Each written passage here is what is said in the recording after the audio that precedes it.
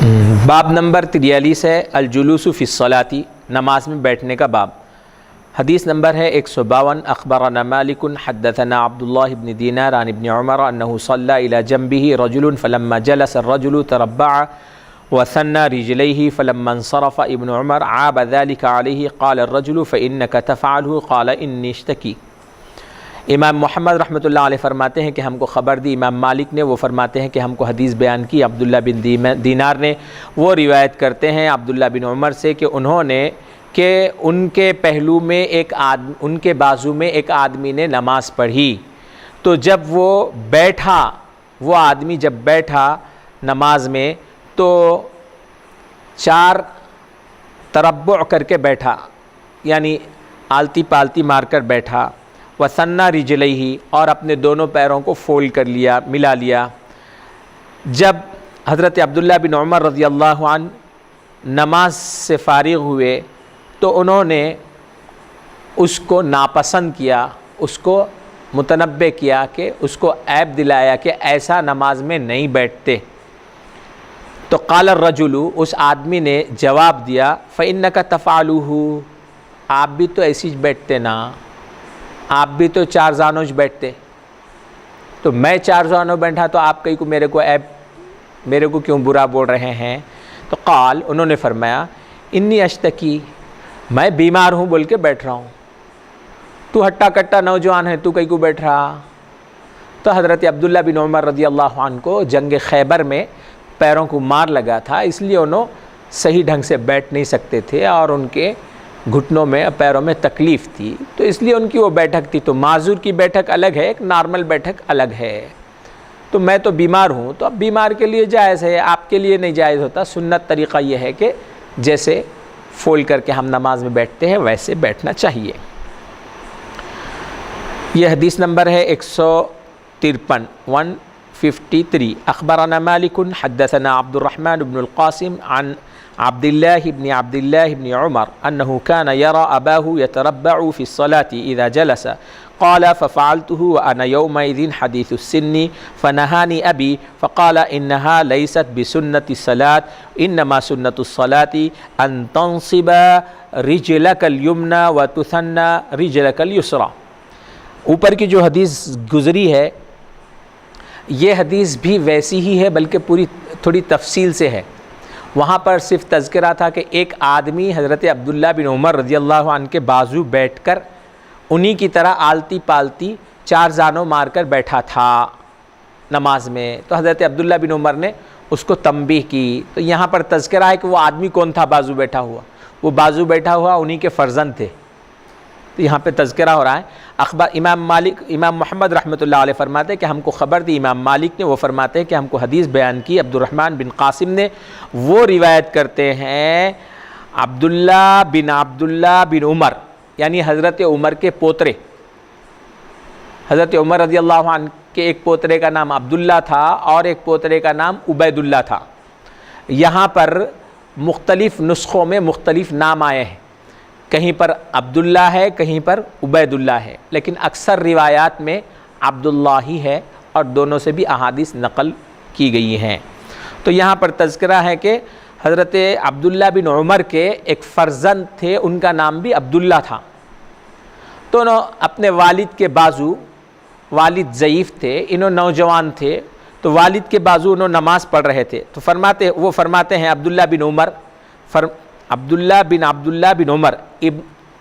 ابن عمر کے بیٹے عبداللہ فرماتے ہیں کہ میں اپنے والد کو دیکھا کرتا نماز میں، جب وہ بیٹھتے تو 4 زانوں ہو کر بیٹھتے،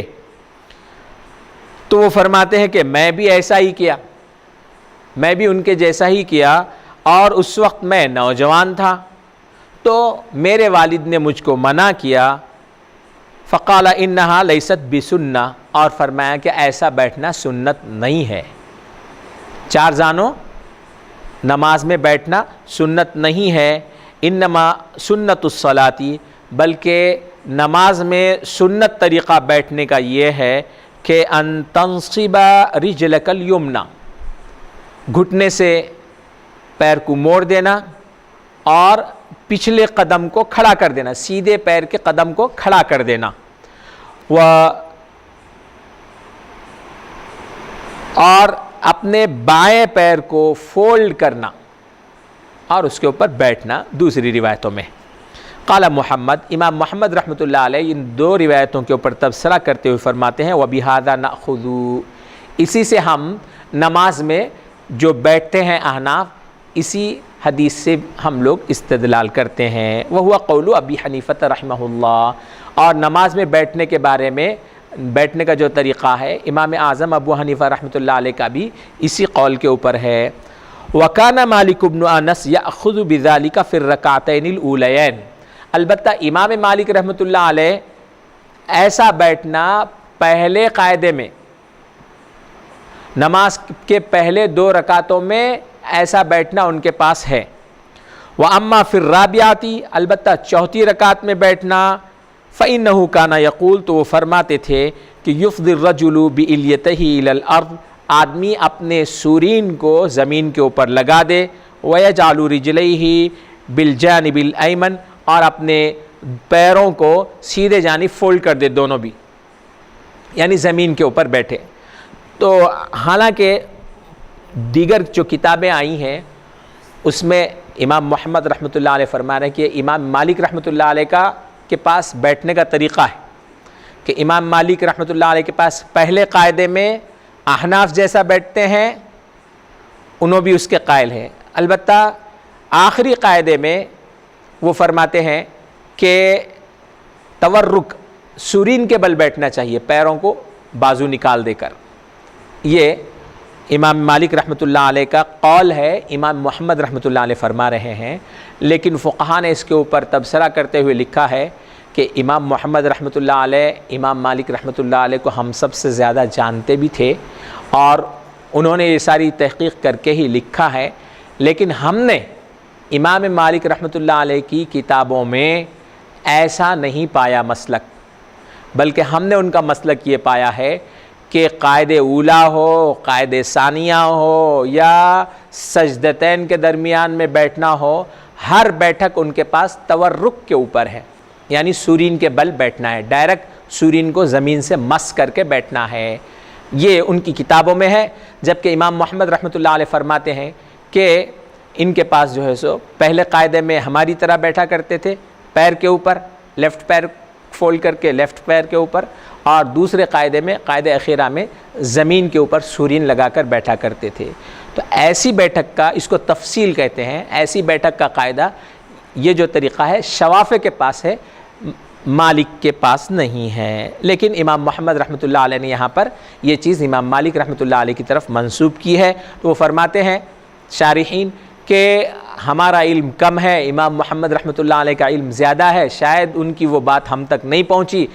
اس لیے ہم کو نہیں ملی، تو ہم وہ نہیں بول رہے ہیں، امام محمد رحمۃ اللہ علیہ کو ملی تھی اور انہوں نے وہ پختگی کے ساتھ کہہ دی ہے، تو ہم اس کا بھی انکار نہیں کرتے، لیکن ہم یہ کہہ رہے ہیں کہ ایسا مسلک ان کی کتابوں میں ہم نے نہیں دیکھا۔ اچھا، ہو گئی بات۔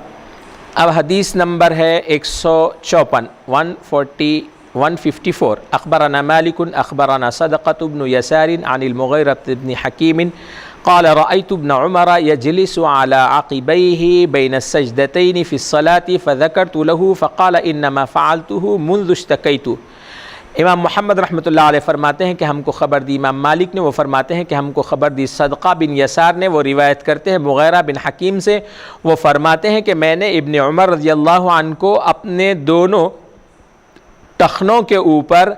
دونوں سجدوں کے درمیان میں، نماز پڑھتے ہوئے دونوں سجدے کے درمیان میں دونوں ٹخنوں کے اوپر بیٹھتے ہوئے دیکھا، تو میں نے ان سے ذکر کیا، تو انہوں نے فرمایا کہ میں ایسا اس وقت سے کر رہا ہوں جب سے مجھے بیماری لاحق ہو گئی ہے، میرے پیروں میں جب سے تکلیف ہوئی ہے تب سے میں ایسے کر رہا ہوں۔ قال محمد، امام محمد رحمۃ اللہ علیہ اس پہ تبصرہ کرتے ہوئے فرماتے ہیں وَبِهَذَا نَأْخُذُ، ہم بھی اس حدیث سے استدلال کرتے ہیں کہ لا ينبغي ان يجلس على عقبيه بين السجدتين، دونوں پچھلی جو روایتیں تھیں وہ قاعدہ اولا میں کیسا بیٹھنا تھا، قاعدہ اخیرہ میں کیسا بیٹھنا، اس کے بارے میں تھی۔ اب یہ جو روایت ہے، یہ روایت ہے دونوں سجدوں کے درمیان میں جو بیٹھتے سو کیسا بیٹھنا، اس کے بارے میں روایت ہے۔